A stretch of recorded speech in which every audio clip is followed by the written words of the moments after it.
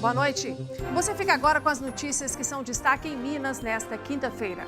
Menina de 8 anos morre atropelada por ônibus escolar. Ela entrou debaixo do veículo para pegar um objeto que caiu das mãos dela. 2 pessoas morreram e mais 12 ficaram feridas na batida entre ônibus e carreta na BR-267. Hoje você também vai ver que a Justiça Mineira está mais rápida para julgar casos de violência doméstica. O número de processos encerrados cresceu 600%. Quanto mais jovem for o infrator adolescente, menos chances de ser recuperado ele tem. Esse é um dos resultados de uma pesquisa inédita feita aqui em Minas, cujos detalhes vamos te apresentar hoje. E esse também é o assunto do nosso comentarista Carlos Lindenberg. O período chuvoso e quente é a época em que mais ocorrem acidentes com animais peçonhentos. E preparamos uma reportagem especial sobre o assunto, que é um alerta. Bebê que nasceu em BH com mecha de cabelos brancos é sensação na internet. E hoje é quinta-feira, dia da nossa agenda cultural. Mais informações sobre essas e outras notícias a partir de agora.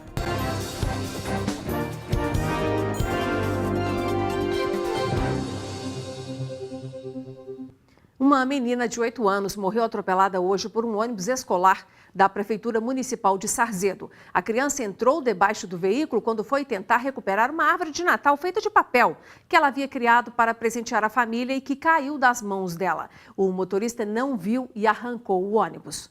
O inconformismo é de quem perdeu uma sobrinha de apenas 8 anos por uma fatalidade. Muito sangue no rosto dela. Fizeram o que podia. Chamaram ambulâncias, chamaram CTI móvel, chamaram helicóptero, mas não teve jeito. Fabrício Barbosa voltava para casa nessa quarta-feira, depois de um dia de aula, como fazia diariamente. Era por volta das 6 horas da tarde. Ela vinha para cá com um ônibus escolar fornecido pela prefeitura.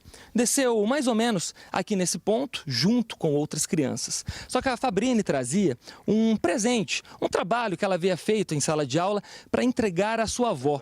Era uma árvore de Natal feita com folhas de papel.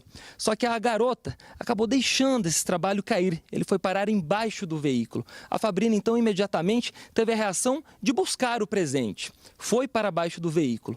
O motorista, sem perceber, acabou arrancando. Queria fazer essa conversão para a direita. Quando ouviu os gritos, ele parou o veículo imediatamente. A inspetora, então, desceu do veículo e viu Fabrício na roda traseira do ônibus. Fabrício foi atropelada no tórax. Populares socorreram a garota e a levaram até esta unidade de saúde.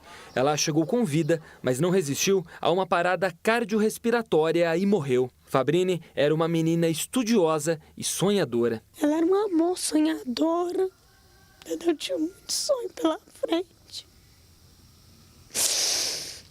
Não precisava de ter acabado desse jeito, não. A polícia militar foi acionada quando a garota já passava por atendimento. A gente pode falar numa fatalidade no primeiro momento, mas é somente após o trabalho da perícia que a gente vai poder determinar isso. Nesta quinta, a Escola Municipal Antônio Pinheiro Diniz suspendeu as aulas em luto à morte da aluna. A Polícia Civil informou que vai ser instaurado um inquérito policial para apurar os fatos. O ônibus que atropelou Fabrício está no pátio do almoxarifado municipal e à disposição para eventuais investigações. Segundo a Prefeitura de Sarzedo, cidade da Grande BH, o motorista do ônibus já prestou depoimento à Polícia Civil e foi afastado das funções. O executivo também presta apoio à família da criança. 2 pessoas morreram e mais 12 ficaram feridas na batida entre um ônibus e uma carreta na BR-267. Isso aconteceu em Liberdade, no sul de Minas Gerais. O acidente aconteceu na manhã desta quinta-feira. De acordo com a Polícia Rodoviária Federal, os veículos seguiam no sentido Leopoldina, cidade da Zona da Mata. O caminhão transportava materiais de construção, entre eles tinta vermelha. O estado de saúde dos feridos não foi informado. O número de ações julgadas sobre violência doméstica e familiar pela Lei Maria da Penha cresceram mais de 600% em Minas Gerais neste ano. Até outubro, mais de 34 mil casos tiveram sentença, enquanto em 2017, pouco menos de 5 mil ações foram julgadas. Esta chefe de cozinha, de 53 anos, passou boa parte da vida apanhando do marido. As agressões começaram com palavras, até que o homem passou a bater em Francisca. Jogou umas coisas nos meus pés, foi a primeira coisa que eu lembro. E a partir desse primeiro jogado no pé, aí começou tudo. Empurrão, murro. Francisca chegou a fazer 9 denúncias, mas retirou 8 por medo do marido.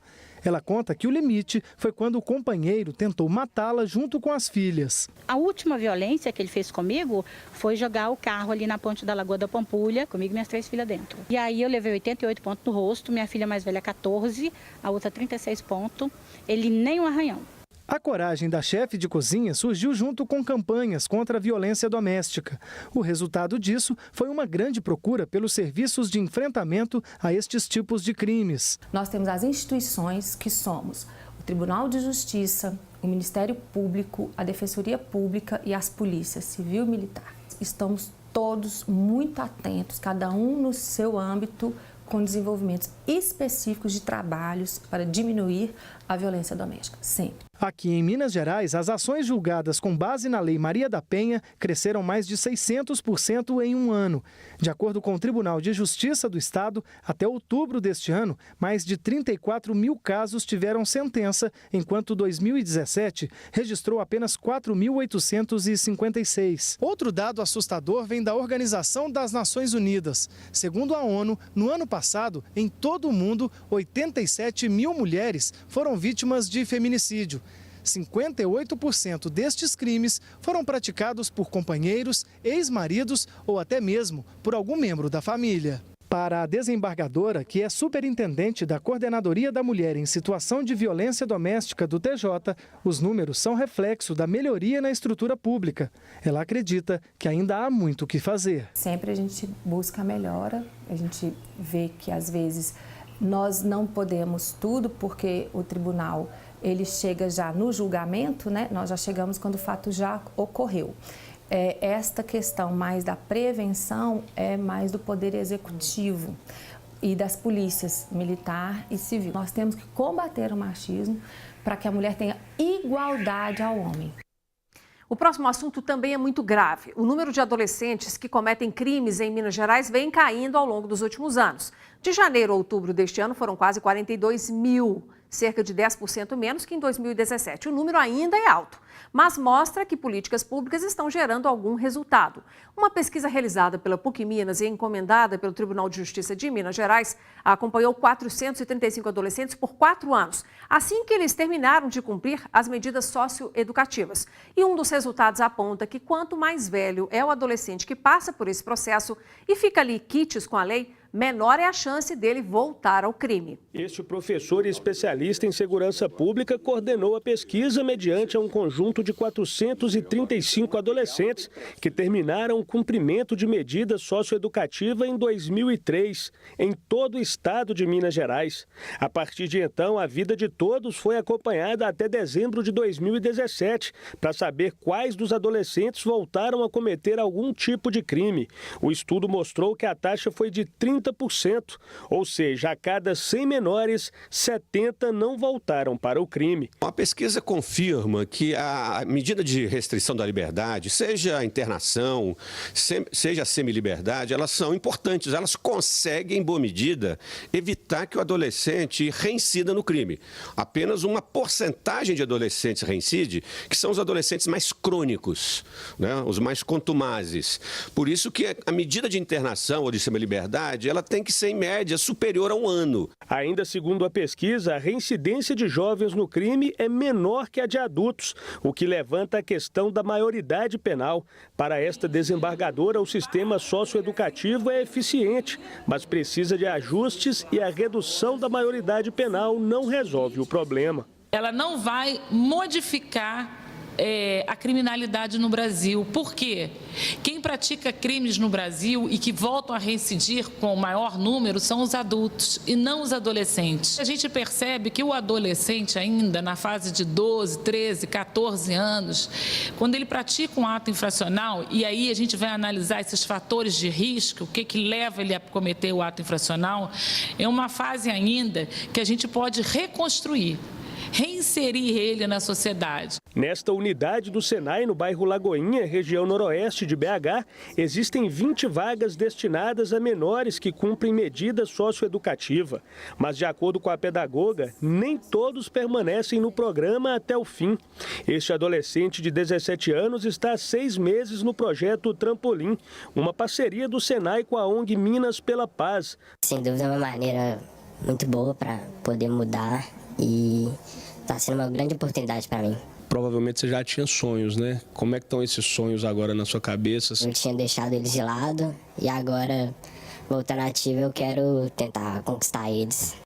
Com certeza não vale a pena. Durante o curso, eles já têm o contrato de aprendiz, né? Então a carteira deles já é assinada, né? Alguns costumam ser contratados também após o curso e com toda a condição de se inserirem também em outras empresas. Na capital mineira, o menor que comete algum crime é encaminhado ao CIA-BH, Centro Integrado de Atendimento ao Adolescente Autor de Ato Infracional. Segundo a desembargadora, por dia passam por aqui 30 menores, 9.000 ao ano. Dados da CESP, Secretaria de Estado de Segurança Pública, mostram uma redução no número de conduzidos por ano em Minas Gerais. Em 2016, de janeiro a outubro, foram 48.848 adolescentes apreendidos.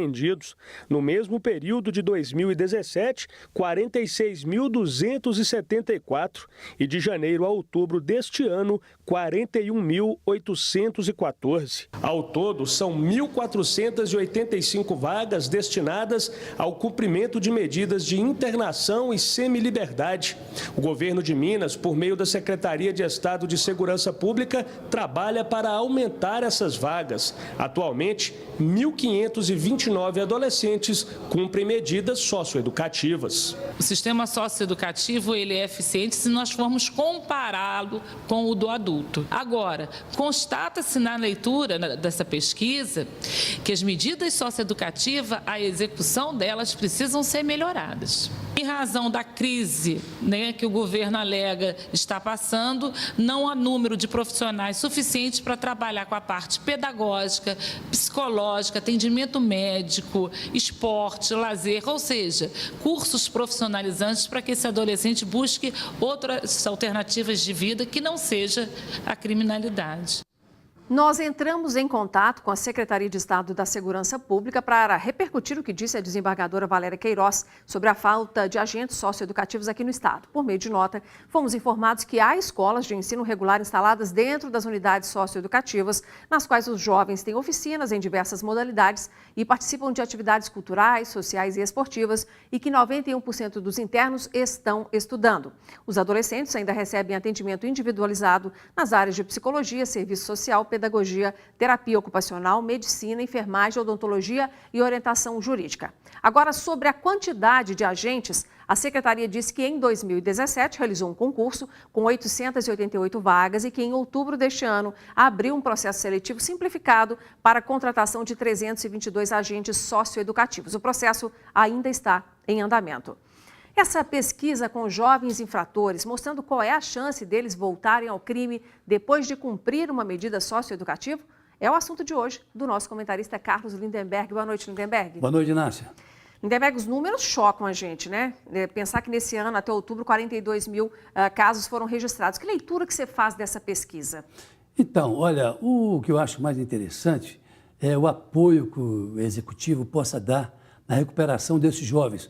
Por exemplo, essas escolas de aprendizagem, né? esses convênios feitos com o jovem aprendiz, tudo isso faz com que o jovem não seja reincidente, ou seja, ele larga aquele ambiente ruim onde ele mora, onde ele vive, né? Normalmente nas periferias, e ele passa então a se dedicar a uma atividade produtiva. Isso, para mim, é o melhor caminho, além, evidentemente, da assistência psicológica, né, da assistência à saúde e tudo mais. Agora, me chama a atenção também, Inácio, é que esse ano nós estamos aí com mais ou menos 60 mil assassinatos. E a maioria é de pessoas com menos de 30 anos. Isso no Brasil? No Brasil. Isso mostra que, apesar de todo esse empenho dos governos, não só desses, dos governos todos para trás, ainda assim a gente tem aí um saldo muito grande, né? é muito difícil. O problema é grande para É resolver. gravíssimo e é preciso que haja essa integração do Ministério Público, de Justiça e tudo mais, para que a gente consiga tirar esses jovens da criminalidade. Tá certinho. Obrigada, viu, Lindenberg? Até semana boa que noite. vem. Boa noite. E você vai ver a seguir: BH Trans e Guarda Municipal intensificam fiscalizações no hipercentro da capital.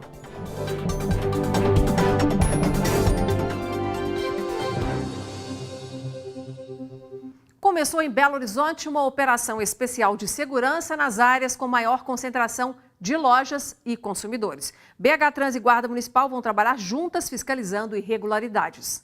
400 agentes da BH Trans, junto com a Guarda Municipal e a Polícia Militar, participam da Operação Final de Ano 2018. A operação vai ajudar a evitar problemas comuns, como parar em fila dupla, auxiliar na travessia de pedestres e o desrespeito com vagas específicas, como a de carga e descarga. Na presença dos agentes, a principal preocupação é garantir que os espaços estejam garantidos para que a mobilidade ela aconteça, tanto para o pedestre quanto para motoristas.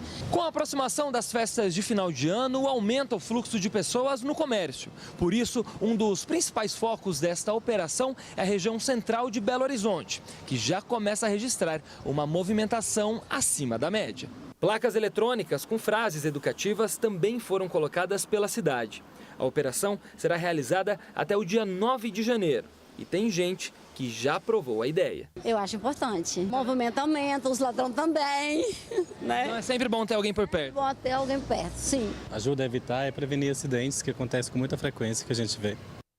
As contas de campanha do governador eleito, Romeu Zema, do Partido Novo, foram aprovadas hoje com ressalvas pelo TRE. O tribunal ressaltou a irregularidade nos gastos com materiais de propaganda exibidos em caminhões do Grupo Zema e nas lojas Eletrozema, mas considerou o valor representado pouco expressivo em comparação ao custo geral da campanha. O período chuvoso e quente é a época em que mais ocorrem acidentes com animais peçonhentos. Segundo a Secretaria de Estado de Saúde, mais de 40% das ocorrências são registradas nessa época. E neste ano já foram registrados cerca de 40 mil casos, com 58 mortes. Escorpião, cobra, aranha e até lagarta. Estes são alguns dos vários animais peçonhentos que nesta época do ano se multiplicam e procuram lugares secos para se abrigarem, como casas, jardins, buracos e troncos de árvores, por exemplo. Este comerciante foi picado por uma aranha quando tentava pegar uma manga. Pisei em um montoado de galho, né? E até perto desses galhos tinha um galho de Oroponobis.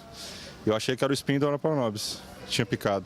Só que em seguida eu vi a aranha correndo para debaixo dos galhos. Era uma aranha pequena e marrom.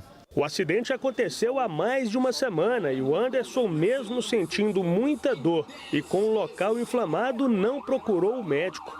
O Hospital João 23, em Belo Horizonte, é referência no atendimento e pesquisa envolvendo acidentes com animais peçonhentos.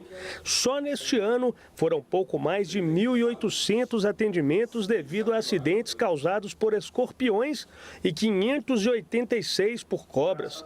Este especialista trabalha na unidade e reforça a importância de procurar um centro de saúde assim que ocorrer a picada e também de prestar muita atenção para não fazer algo que possa piorar o quadro. Nunca furar o local, tentar chupar o veneno, isso é pouco eficaz e ainda causa complicações.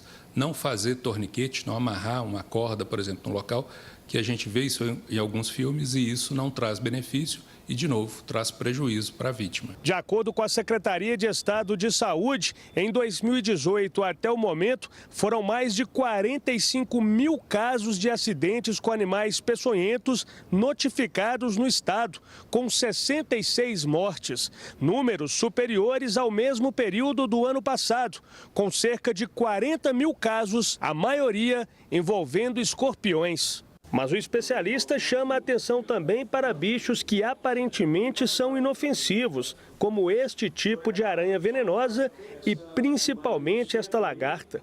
O veneno dela pode levar rapidamente à morte. A gente está falando aqui da lonômia, né? Que é uma lagarta que parece muito com as nossas lagartas que a gente tem, mas ela tem uma característica diferente, que é um veneno extremamente potente. que leva a um grande distúrbio de coagulação, sangramento, insuficiência renal e insuficiência hepática. E o mais interessante é que ela tem uma época do ano que ela está nessa forma, que é exatamente a lagarta, onde ela tem um veneno extremamente potente e acontece de dezembro a março. Então, nós estamos em plena época dos acidentes.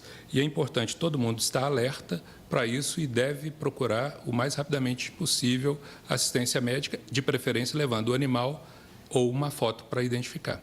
Mas o melhor mesmo é se cuidar para evitar topar com um bicho desses por aí. A maioria dos acidentes com animais peçonhentos acontecem no peridomicílio, em volta da casa. Então, a principal medida é manter limpo o local em volta da casa.